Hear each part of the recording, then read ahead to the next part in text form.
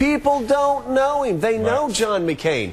They know Hillary Clinton. They don't know him. So who he associates himself with is that much more important to voters. That's why the Jeremiah Wright. That's why Jeremiah Wright has been such a big issue as well. I mean, Joe makes a good point, but I do think the caller's question dealt with how far back, how do we know, or how long can you punish a candidate or somebody running for office for friendship?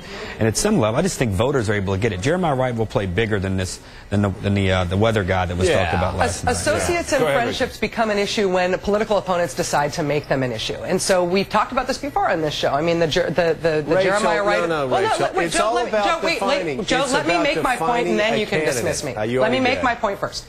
The Jeremiah Wright, as a pastor for Barack Obama, is an issue. The political associations that John McCain has made with right-wing pastors have not been an issue. The issue that has been made about who's given money to Barack Obama and Hillary Clinton because their opponents have decided to go after them on that. But, for example, John McCain had this incredibly controversial relationship with his Florida campaign co-chair, who was caught in a bathroom offering money to a police officer to do something that we can all imagine in a bathroom. Nobody's going to John McCain about that and saying, he was your Florida campaign co-chair? What do you think about men doing that in bathrooms? What do you think about entrapment from police officers? What do you think about public sex? Election is for. Nobody brought that stuff, but nobody's brought that stuff up to John McCain at this point, and it's a decision made by political opponents. It's not something that happens organically because of how long you've been around the block. All right, let me get a prediction time. Time for our panelists to peer into the crystal ball. Tell us something that they see. Rachel, Harold, John, and Joe still with us. Joe, what are you seeing tonight? Well, I think I may blow all my time on the prediction to respond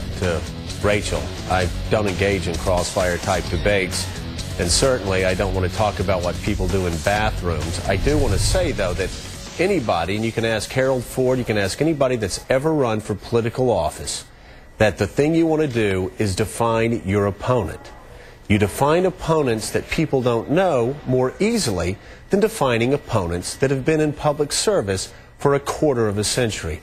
It was the only point I was trying to make. And again, I don't do crossfire, so if we want to yell back and forth, then Rachel will have to find somebody else to do that. I wasn't trying to yell back and forth with you. I was starting to make my point, and you cut me off before I started my first sentence. That's all I was. You had waited for me to start. I started, and then you jumped in. Well, I don't mean to be condescending, but I can say that anybody that's ever run for political office before knows that there's a big difference between John McCain and defining him, who's been in public service for 25 years, and defining Barack Obama, who was in Washington, D.C. for 1 year before he decided to run for president. All right, I'm going to shut this particular debate down and move on. John, your thought about what's coming. All right, Rachel, your thoughts tonight. First of all, Joe and I will go out for a beer and hash this all out. That's my first prediction. We'll crown royal for this beer fest these guys about to have. Joe only drinks white wine.